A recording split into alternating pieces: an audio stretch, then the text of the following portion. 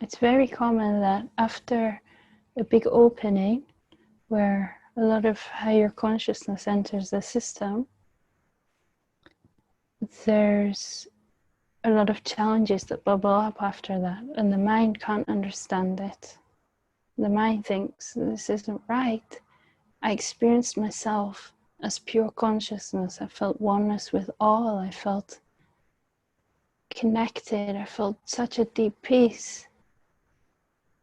And now it feels like the mind is back with a vengeance. It feels like there's these negative energies, these dark energies, heavy energies. Where did this come from?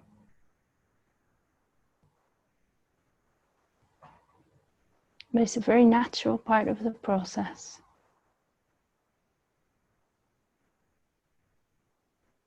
The system opens, the light, the pure light of consciousness enters, and any murkiness that was lying under the surface is drawn up. And it's drawn up so that it can be processed and released. And it can be a life's journey processing that.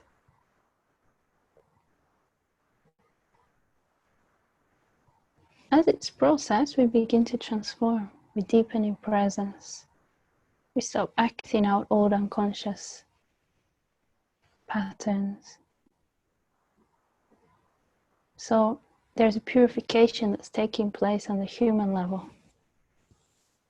But the important thing is not to fall into the mind's trap of the idea of getting to the end of that process when finally I'm totally healed, I'm totally clear, I've made it.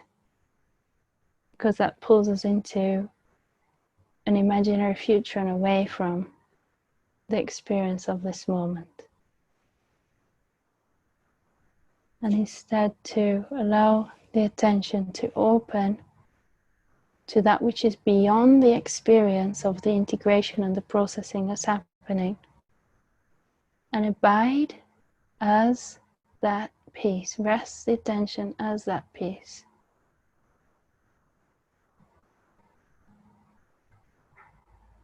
And the process takes care of itself because life's so intelligent. All that's required is to allow it, not to resist it.